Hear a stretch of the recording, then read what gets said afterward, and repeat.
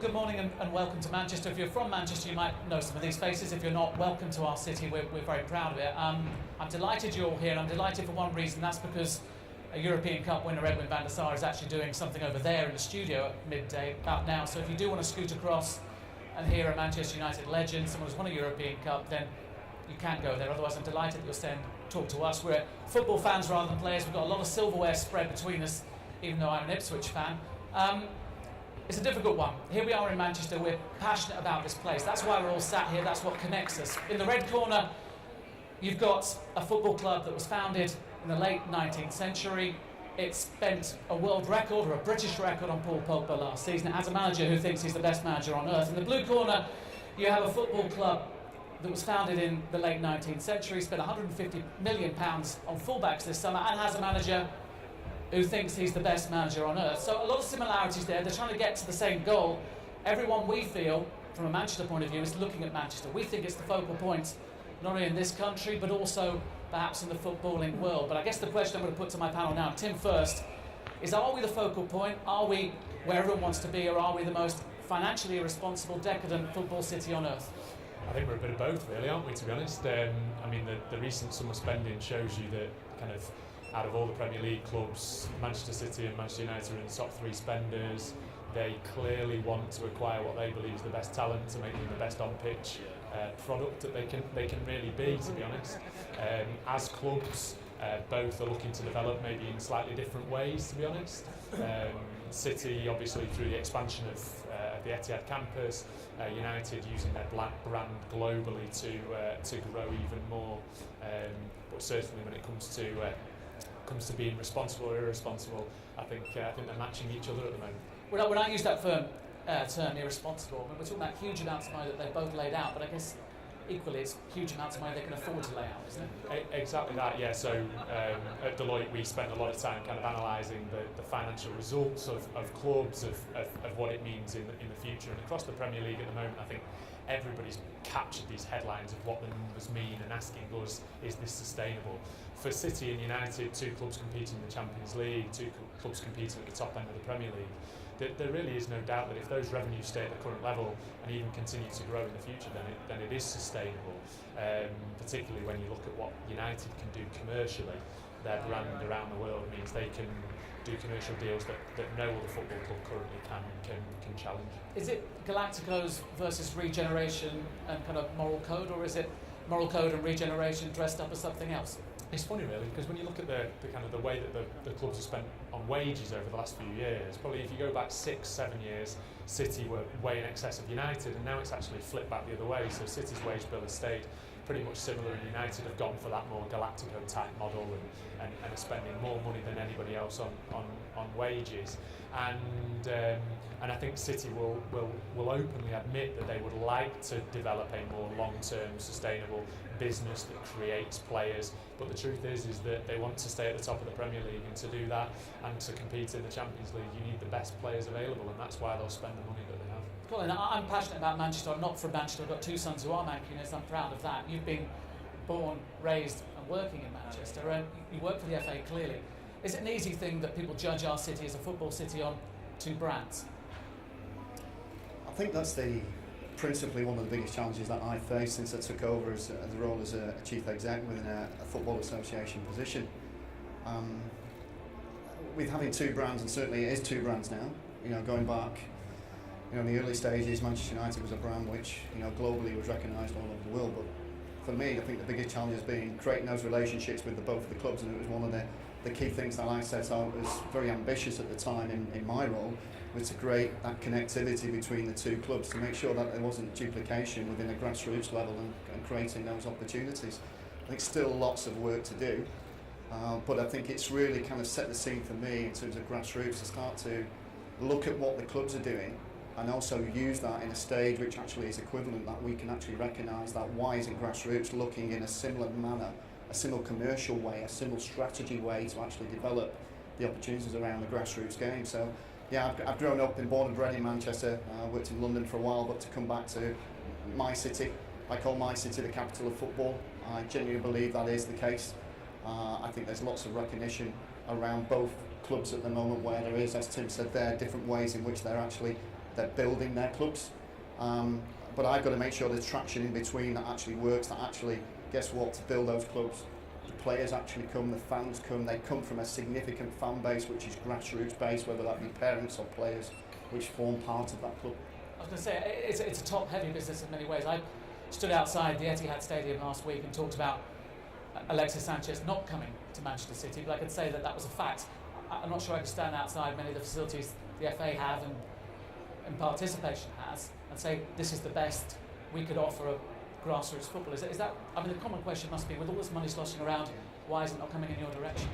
I think yes, definitely so. It's the biggest challenge I face, whether that be via social media or people in today in the event, talking around how much money can we generate. Many people in the audience I've spoke to today about how do we generate and understand that grassroots has got a real focal point and has to be part of the generation and legacy around football. We talk about legacy all around the world and the World Cups and so we have got to start building some kind of legacy which actually transmits itself to get through to the grassroots level.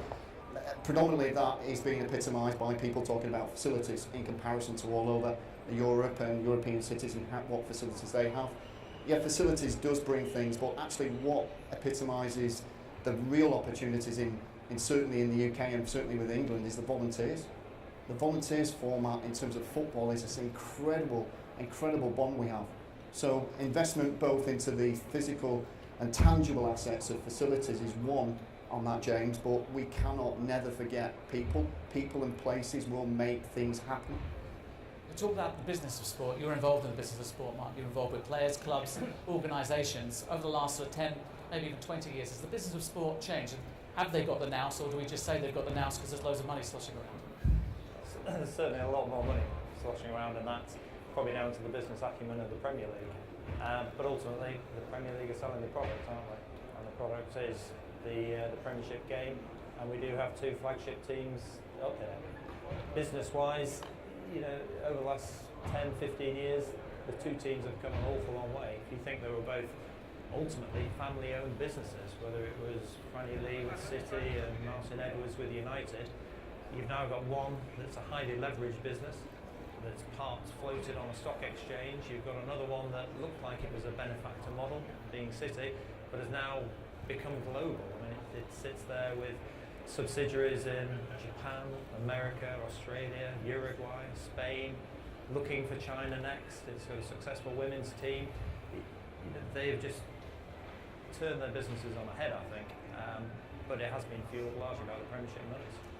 In terms of the way it's run, though, is it run with a lot of fat, a lot of excess, or is it run in a way that you think, yeah, I could run my legal practice like that, it's straight down the line? I don't think you've seen our five-a-side team. I wouldn't say they're without fat, I wouldn't say they're not totally lean, but without a doubt they've become a lot more business focused, a lot more on the commercial side. I mean, Tim's already spoken about just how much commercial revenues these two clubs get in. A lot of clubs in the Premier League survive on the broadcasting monies. These two, they've got a huge percentage of their monies comes from the commercial side of their operations, and they're very slick, and they're now taken this business right around the world and monetarised it. Colin, key dates. Was the key date in the last sort of couple of decades Sheikh Mansour arriving in 2008 while Dimitar Berbatov went to Old Trafford, or was it 2002 when you had a proper legacy in this city with the Commonwealth Games? What's the key date for you perhaps in the last couple of decades? I think whether you place them on dates or people and the energy which Manchester's driven was driven predominantly by the leadership within the City Council, and certainly Sir Howard Bernstein had a real passion for sport. Sport is synonymous with Manchester, not just football, but football is probably the one you think about purely because of the elements of the brands. So I think the Commonwealth Games certainly was the spirit which actually started the generation where people could go, actually this could be the place to be. I think certainly the point where City's ownership change certainly kind of give a kind of just a lift and a breath of fresh air where maybe Manchester United didn't really have that competing partner.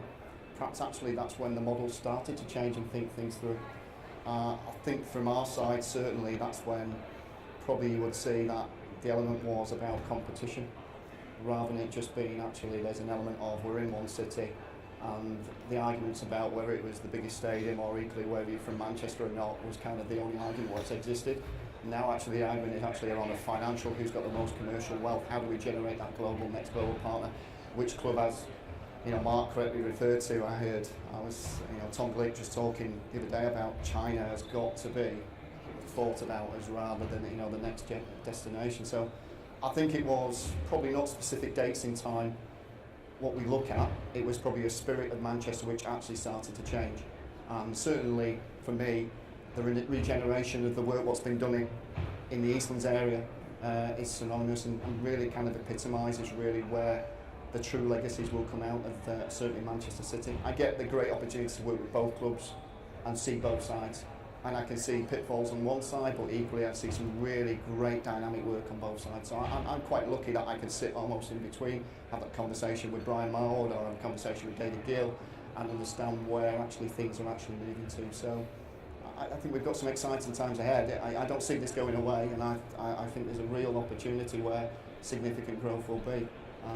And it's just going to be interesting how we watch these two clubs and how they move and what next move. It's almost like a chess game at the moment. It just generally feels like who's going to move the next pot, to make that next move. And it's probably an analogy and metaphor to give, but it does feel like a bit of like a game of chess at the moment. I think as a Mancunian, I remember we went for the Olympics up against Sydney for 2000, and everybody said, "Oh, it's crazy. Why would anybody pick Manchester over Sydney?"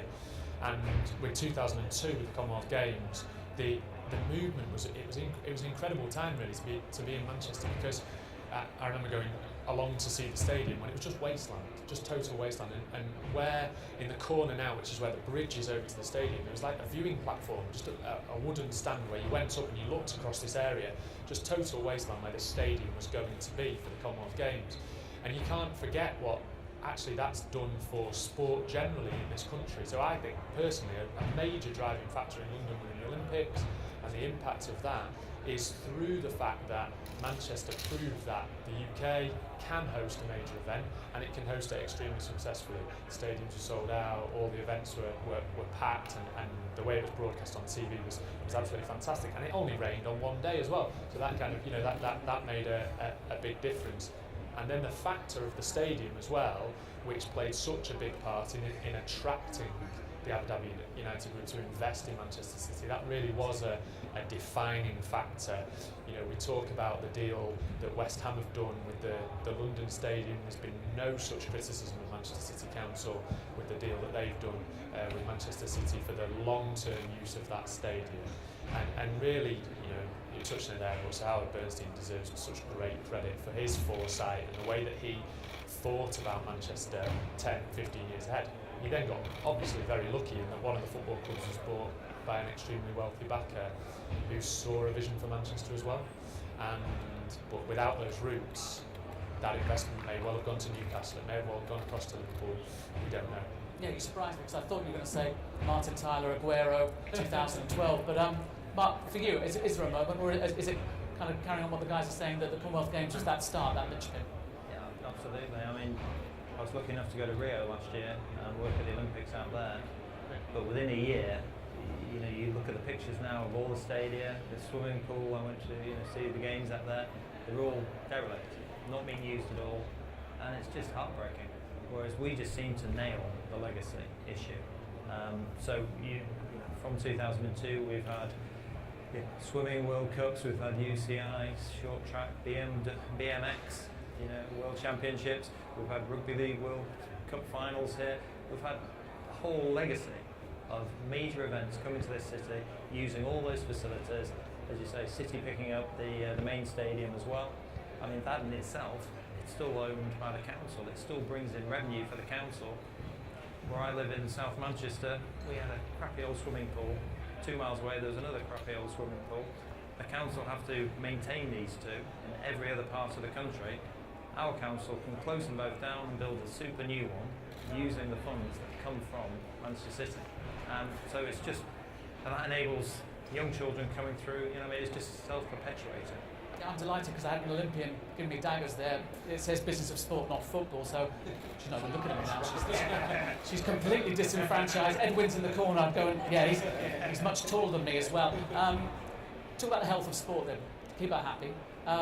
You've talked about those events. I mean, clearly we're in a sporting city now, not just in a football city, are we? I mean, this city is just synonymous with sport. You look at the kind of the businesses that are based here. Why was our group here at Deloitte created in Manchester? It was created because of the connection with sport through the football clubs, through British cycling.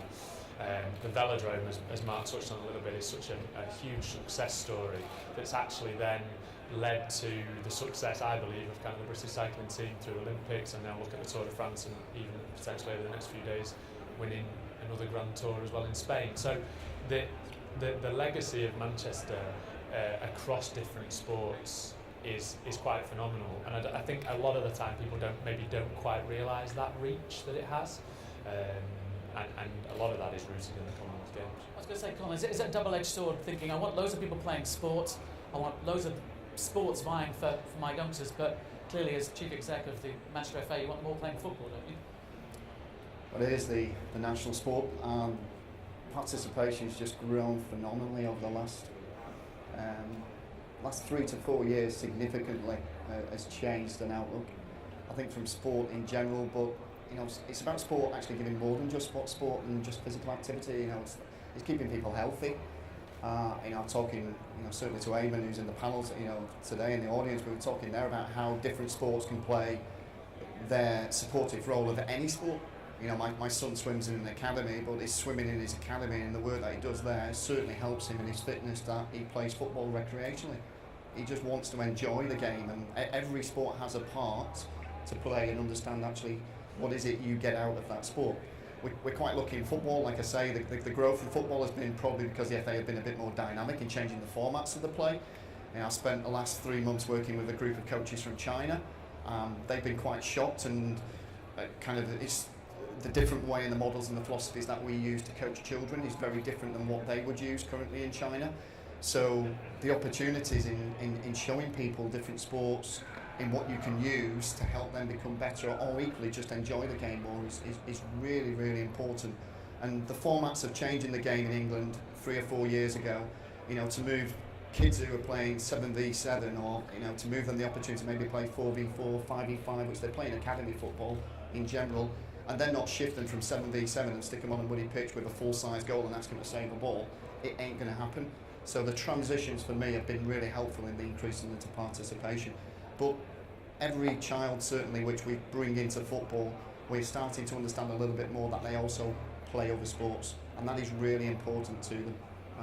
And I think that's really kind of something which is synonymous, and thinking about how we understand the player a little bit more and what they want out of the game, rather than us devising a game which saying that's what you're playing and that's when you'll play it and that's how you'll play it. So I think that's been the significant change, thinking about the person and the participant, the player at the heart of things. So while you're watching these two titans in red and blue rise up, what's been not maybe your greatest challenge but your greatest solution? I imagine that it's not just about wearing coloured boots. That's not the biggest problem we've got in Manchester at the moment, is it? It's not. I think the biggest challenge I generally would say over the last 4 to 5 years for me has been governance. Whether we like that or not, sport is phenomenal. It's got this governance structure which fits within sport. Football's not been crazily well adversed. The FA's not been that great. Manchester FA itself has took some significant steps forward. So I think governance has been the key challenge to understand, certainly from me personally, and how we look at that still exists in the challenging areas. I think the biggest one now going forward is going to be, you touched on it earlier, is we're going to have to generate some commercial wealth into grassroots. We're going to have to do it rather than looking for handouts from national governing bodies. We're going to need to see that the commercial opportunity, the commercial vitality starts to appear for grassroots football. I do believe there's an opportunity out there. I'm not sure if people have got that idea of it. I've got certainly my personal ideas. I think the opportunity around commercialising some of the league structures within grassroots, whether people like that or not, if there was league people around, they'd look at me and think that's quite absurd. But I think we do need to create some professionality around the grassroots game, which almost would lead to, no disrespect, a Deloitte's Football League, an Adidas Football League. You've got to start playing your part. The brand of what there is in commercial has a real big opportunity around grassroots sport. It has to play a part. I genuinely believe, I'm being honestly saying, I don't believe that actually is put into practice. So if I'm trying to leave a legacy, if I was looking maybe 5-10 years on from here, I'd be expecting to see some commercial wealth really driving into grassroots football. to make a real difference.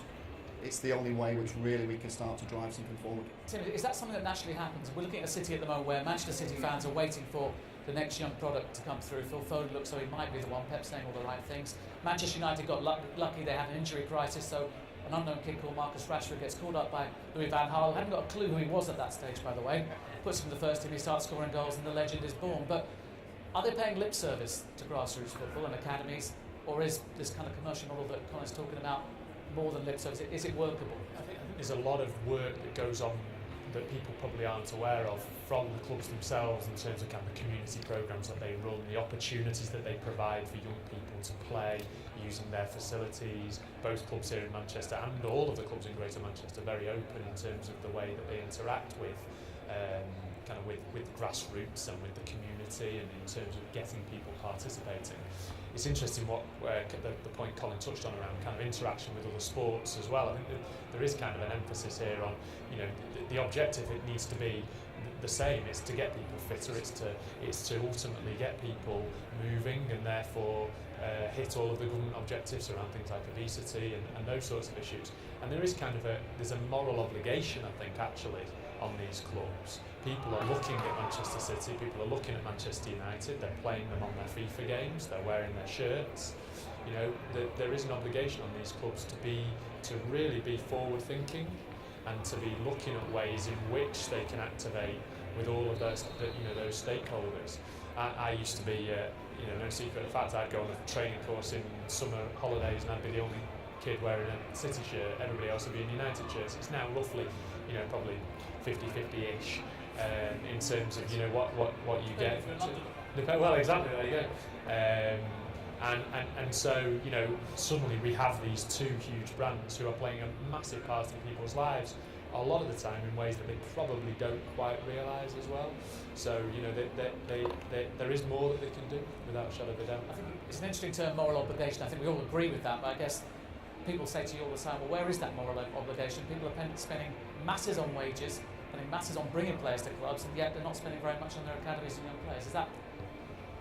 I suppose you look at City. They're rumoured to have spent 200 million on their facilities there, but they haven't actually necessarily brought a young Mancunian through to the first team yet. I think it's youth academies are becoming almost like a sort of a second business to some football clubs, probably like City and like Chelsea, that you can actually generate hoover up some wonderful talent. Maybe not quite get them to your first team, send them out to Girona or to New York and other places like this, and then maybe sell them to another Premiership team for 25 million or whatever you need to do. But I still think what Tim says is absolutely right. Both of these clubs do put an awful lot back into the community. City in the community is very active. The United Foundation, they are spending a lot of time going around schools, boys and girls, trying to actually get the next generation of people coming through, because I think they realise that you can't distance yourself from your fans.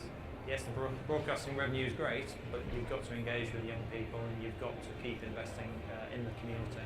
Yeah, Colin, that's one thing that does bring them together, this whole idea of community. City and United are both really dynamic. How does that kind of manifest itself on perhaps a daily, weekly basis? The relationships are really good, they're really strong. I think the key thing was the key message which I've probably spent most time with both City in the community and Manchester United Foundation has just been the aspect of work together, work collaboratively, and make sure we don't duplicate. I think certainly I found from a football sense there was everybody in Manchester trying to do the same thing in the same areas, certainly in the same localities. So I think at times I've been kind of the mediator in the middle and said, well, if we want to work on disability football, particularly in this area, what areas of this part of, say, particularly Wythenshawe, which is an area where lots of work goes in, and together we can actually all off. There's enough element of the pie that we can all slice up and deviate and divvy out to us all, that we all get the opportunities to make that happen. So I certainly would echo both what Mark and Tim have said. The work that both City do and United do is unbelievable. It inspires you every time you use and see that social media and how they interact, the digital media age now, to connect their fans, their people to the club, certainly via their foundation and via their communities. It makes a real difference. From a smaller side, I chair the Oldham Athletic Community Trust, so I have a good knowledge of understanding community trust, and perhaps I've not echoed and certainly didn't pick up the points that these two eloquently did at the start, was they do an unbelievable amount of work. And it's just phenomenal to see the impact that they have on lives and how they make things happen. And they use their role models, they use their players. They use their players very, very well. That's something which in Manchester I think I'm pretty proud of, how they use their players. So in answer to your question, I'd probably sit firmly in the middle on most of these, just to try and say, actually, hold on a minute. Sometimes it was difficult to try and get them in the same room. I remember the first meeting that I had, both in the same room, I thought this is going to be difficult. And that's early in my reign, so sometimes it's bringing them together, getting the same bodies together. But I also know that actually off the field, whether we know this or not, the clubs do work far more closely than you probably would expect. I know that most, and their HR departments do work. They work together, they understand, they start to check and challenge. So there is a peer group within the club and within the sector which does exist, which probably is not in the public profile. And they won't go out and shout about that. The Community Trust do their pieces, work in the foundation with John Shields and certainly Mike Green over there. They work very hard. But I do understand under the club's mechanism, they're constantly looking at each other, but they will also work in their departments particularly well. So it is about Manchester for United and City as much as it is about City and United for Manchester? Absolutely. I mean, ultimately you can't deny that the two stadiums are based in Manchester, and a fundamental part of both clubs is ensuring that they have full stadiums, ensuring that they have fan interaction and working in the local community is absolutely fundamental to that. I think, picking up on a point Colin said as well, is that around the community now, City in the Community, Manchester United Foundation, the work that they do is now far more than just participation. It's more than just the bag of balls and going out to a pitch and letting kids have a bit of a kickabout. It's now tackling some of the toughest issues that we have in society, so around getting men to actually think about their health. One of the clubs here in the Northwest actually ran a session around prostate cancer where the uptake was about 25% when the NHS ran it, and then they took it out to their fans to say, we can do a prostate cancer check for you, and 75% of the people that they contacted actually turned up for the prostate cancer check. So the impact that those clubs can have through the use of their brand is really, really significant, and they're using it way beyond just football as well. And I think that's where, in particular, as the Premier League money grows even further, and therefore more money does actually channel down to the community operations, you'll see that they have more money, and therefore they're going to use it in more kind of dynamic ways, because there are only so many coaching sessions that you can run in your local area. So can we expand it, and can it be a bit more dynamic? Preparing for this, I was looking at how things have changed so quickly. 9 years ago, Pep Guardiola got his first job as a manager with Barcelona. Jose Mourinho became our manager. Manchester United won the European Cup with Edwin van der Sar picking it up in Moscow. Things have changed a lot. In the Premier League, we had Blackburn, Bolton, we had Wigan all in the Premier League. All of those are in the footballing backwaters now alongside Leeds and Ipswich. The focus certainly from the media seems to be on the Titans, on Manchester City, Manchester United, Mark, but also on these kind of new sexy projects, whether it's Fylde and the non-league, whether it's Fleetwood who've come up to League One, or whether it's Salford City who are being owned by the class of '92. Explain how that's changed and where these opportunities have kind of come from, because certainly more people in this room know about Salford City than maybe know about Bolton, Blackburn and Wigan. Yeah, well, I suppose 100 years ago you would know about Bolton, Blackburn, Bury, Blackpool, all these clubs. Maybe it's the fact that you can start with a bit of a blank piece of paper. I think it's probably helped. A little bit what you were talking about before about governance. I mean, governance in sport is a nightmare. If you've got an established way of doing things, nobody wants to change. If you can start with something brand new, then you can actually have a look at what works and what doesn't. And you can actually do something quite revolutionary. I think for me, it probably all started with Wimbledon. When Wimbledon got moved to Milton Keynes, the fans there didn't want to go to Milton Keynes, surprisingly, to go and watch their, not just generally surprisingly, but they didn't want to go there to watch their football team play. So they set up their own, and they set it up in about level 10, and they got promoted, and it's obviously now plays Milton Keynes in the league twice a year. And I think people actually realise, well, you can actually start something new, and you could, which is FC United, you could buy something that's not going anywhere, like Salford, and you can just put money into it and change its systems totally, and you can actually have some fun, you can have some success, and you can actually build again. So I think it's been quite revolutionary to see some of these, and it's good that they're in this area. Colin, you'll know and I'll know that no one ever says no to Gary Neville, but within that, these are helping you, aren't they? These sort of clubs, they've got community links. FC United have been up and down and up again. Salford City, they're built within the heart of communities, aren't they? Yeah, I think the FC project in itself, the FC United was, talking back nearly, I think it was, 10 years ago, looking at the project and looking at that, the complications even just getting the ground built was significant, but the impact they've had on the local community, the facilities which were put in place there did take time, but their model, and I think they're going through a time now where they're having a real good think about what it looks like, moving forward. So I think FC's is there for a consideration of what it looks like even moving further forward. I think the non-league scene has got more exciting in recent months and recent years. AFC filed, as you say, when you can check a chief exec from a Football League One club and put him as chief exec in a club which is 4 tiers down that ranking, you probably feel that there actually is an opportunity there. And that's clearly what happened at AFC File. Salford City one, close to me. My local team I used to watch as a kid, I used to turn up, and if you got there, if you had a pair of boots, you actually might even have got a game. It really was that. So to see where that's coming in almost less than 2 years has been, it's probably been surprising really that of the chosen area. But it all steeps back in history, doesn't it, to the club and where Gary, Phil, Ryan, they all were brought up in terms of that academy structure. We talk about academy structures these days, but you've got to remember the environments in which you play. I'm sure Beth will remember the environments when she grew up and when she was learning. You will always remember those environments. The environments are really important to you. And I think if Salford can create that environment where they actually don't lose the actual spirit of Salford, it's a very difficult place to be. I can see that from Rugby League. They struggle with their supporter base. But if Salford get it right, there's a real opportunity. I have said no to Gary a couple of times. He is a very delicate character. I've been on an interview panel with Gary, and when I kind of didn't agree with his policy around certainly academy recruitment, he certainly told me no in certain terms when he felt about me. So he won't it is a strange. No, not at all. He won't. So are these small projects now with big ideas? They vanity projects, or could they actually be something within?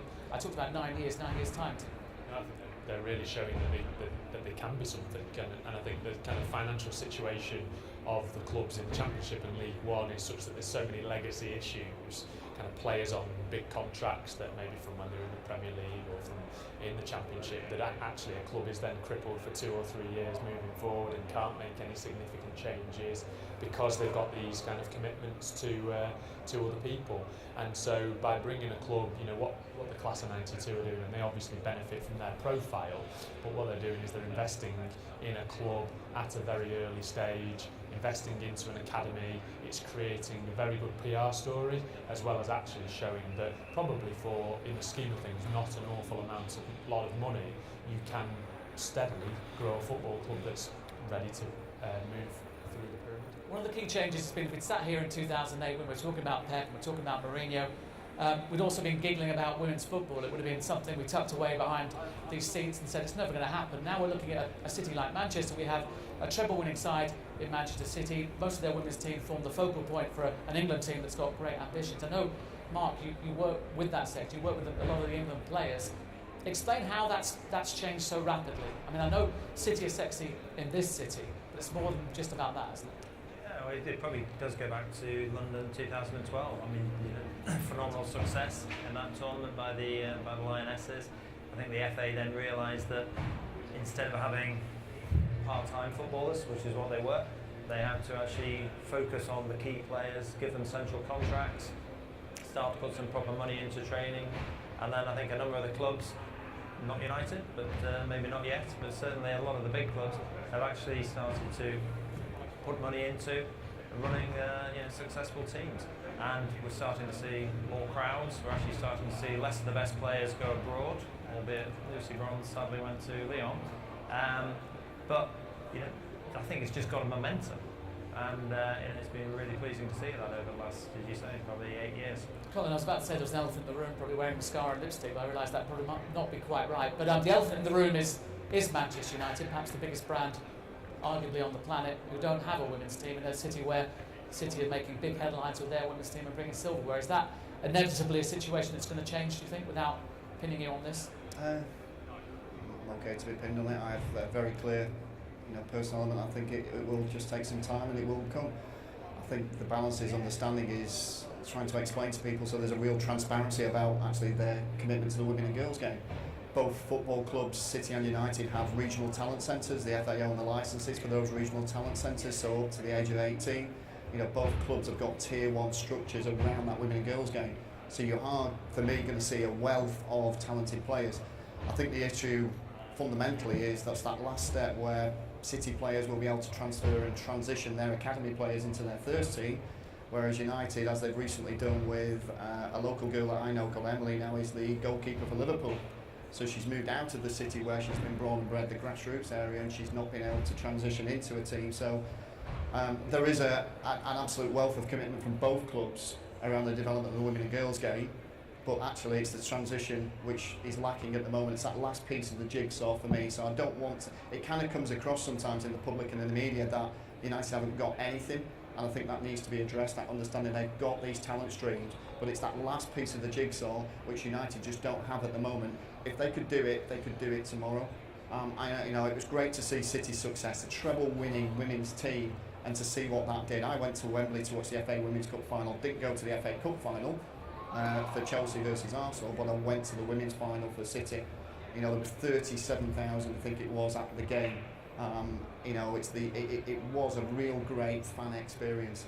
I do believe the women and girls game, Mark said there, it is growing in terms of numbers.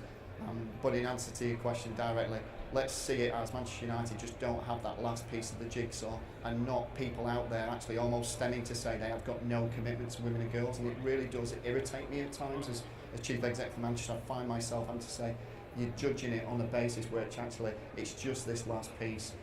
Whether that investments will come, I think that will be a board decision. I think that's where it's coming from, James, at the moment. I think you know that as well as I. I think that it is at what point that will come. I don't know what pressure there is and what elements will force that to happen.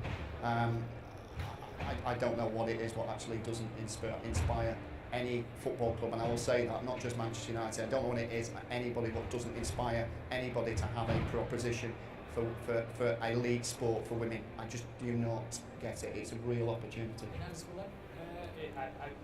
For me, it feels a bit of a no-brainer, really. Obviously, Colin, you talked about the kind of elements of developing women at kind of the younger age groups, and from City's perspective, it's so much wider now as well. We spend a lot of time working in the Middle East, and kind of you see now the women's team going out into a society where perhaps women previously haven't had the same opportunities as men, and they're developing coaching clinics, they're developing soccer schools for women, and it's absolutely phenomenal to see, really.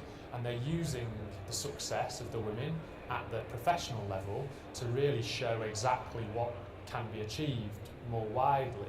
And also you've got to look at it from the perspective of maybe 20, 30 years ago, your match-going fan was your 20 to 60-year-old male.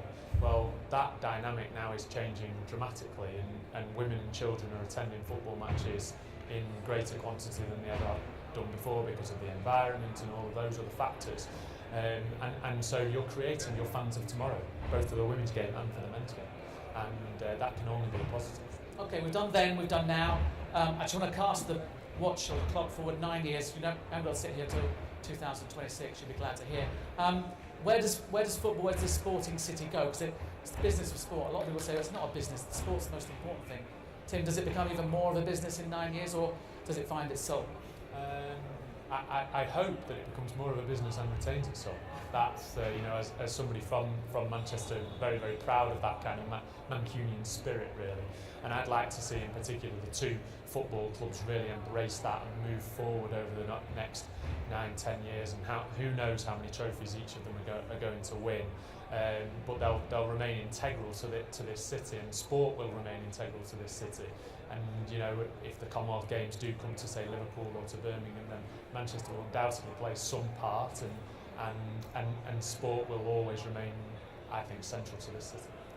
And for you, Colin, does business have to have more of a heart, more of a conscience to allow sport at your level, perhaps, to thrive more than it is at the moment? Because you've certainly got people wanting to play football. It's just when, how, and on what, isn't it? Yeah, I think so. Success on the pitch for both clubs is imperative. Absolutely, it's a deal breaker. Without success on the pitch, I think for both clubs, I think that their growth will be very limited. Let's cut it back to that. It's about football. It's about what goes on that side of things. But equally for us, it's going to be about success on the pitch in terms of getting more people playing.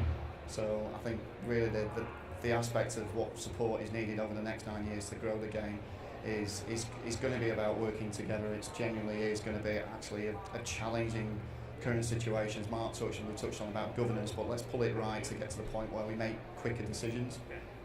There's a lot of bureaucracy sometimes in football, and if we can make the quicker decisions to make it helpful for more people to play the game, I think there's got to be a lifelong love of the game. So when we bring some people and start to look at what actually we do within schools, I think there's got to be a better vitality. Me personally, from a football perspective, it's like it kind of looked after itself, but so I think the legacy for me will be a far more collaborative approach around football, with certainly both clubs playing a major part in moving forward. I'll just touch on really one point from me, really, which kind of probably illustrated to me over the last, since May and the tragic events which happened in Manchester. I think the day actually dawned for me was when I saw both clubs in a boardroom, and we were all collectively talking about what we could do, including myself as grassroots, and sat there, and we were all going, hold off, we want to work together because we want to make that pledge. That £1 million pledge and that United v City and what's gone on and how that's done was the one which was a real changing point for me around the terror attacks in the city, and how that suddenly felt that the dynamics of both clubs would certainly started to pull together. The aspect of the 20, for the game, the Europa League final for United, kind of like almost went out the window a little bit. It was kind of a really weird, surreal week. But how City responded in such a manner which you saw the tweets they were placing out straight after the game, the support for the City rather than from a football club point of view, was quite, I just found it quite euphoric to just see the City coming together. And that's for me, if anything, what I'd like to see if there was a legacy maybe in 9 years' time. There was far more elements of, we weren't waiting for tragedy and elements of that, there was far more legacy out that actually, how can we help the City of Manchester work together than working as individuals. That one for me, this, like I say, in this last period of this year, through those horrible, tragic events, epitomised for me that actually you can work together if you want to, and it was really great. That's a hard act to follow, but where does Manchester go? Yeah, I'm not sure you can follow. It's really well said. I suppose looking forward for me in 9 years' time, I think I'll just give you a quick example of my 14-year-old son who's somewhere around here in town before he goes back to school tomorrow. How do football clubs provide basically the entertainment for a 14-year-old in 9 years' time? Because he is so glued to his phone, he will look at everything in 10-second snaps. I'm not convinced he's going to start coming to a 90-minute match. And I think that's a big challenge that both clubs have got. Been cut off. There you go, we've run out of time. But for me, that's trying if it works. It's the 50p a metre job, isn't it? I think it is, isn't it? It's not working either.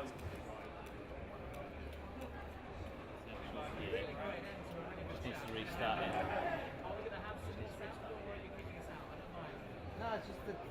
It was that last interview I did with Edwin van der Sar. He was never happy about that. He always had that beef with me about it. Ladies and gentlemen, I've asked some...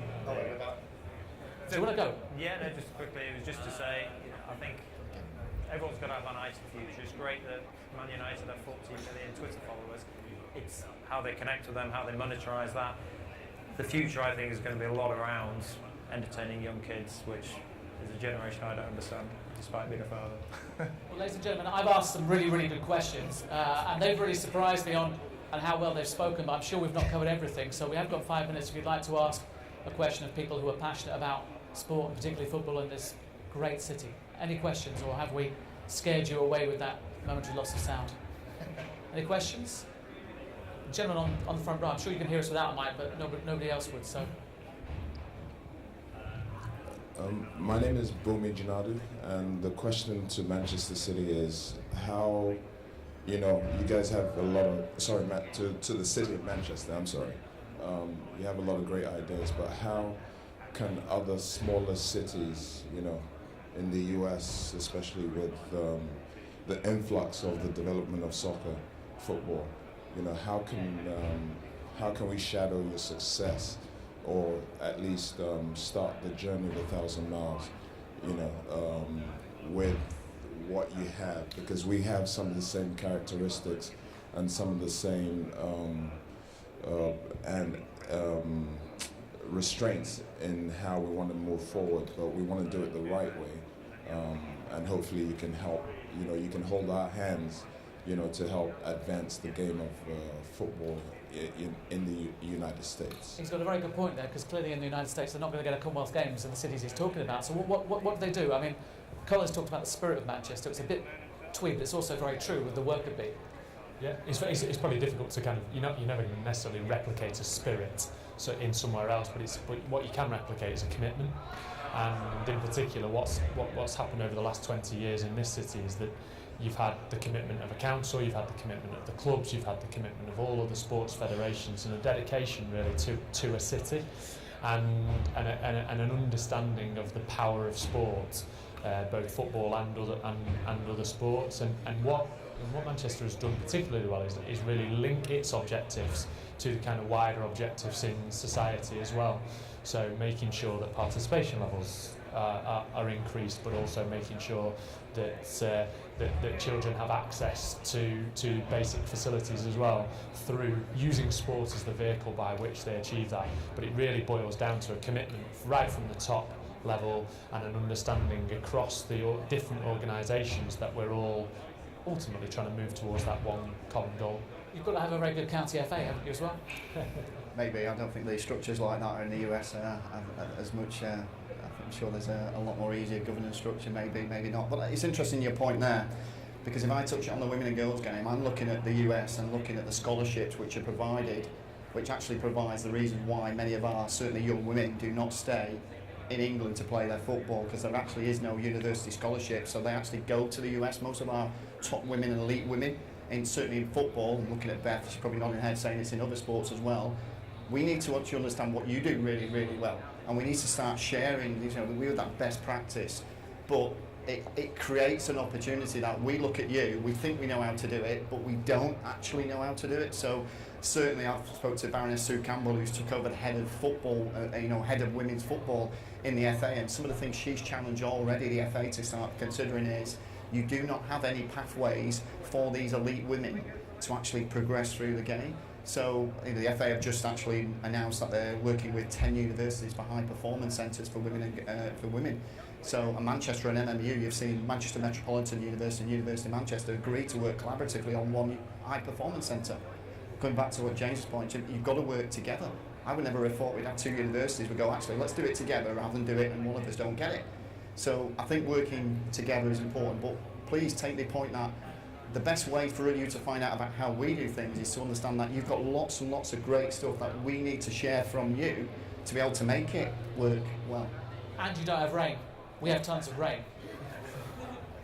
Yeah, go for it. Yeah, absolutely.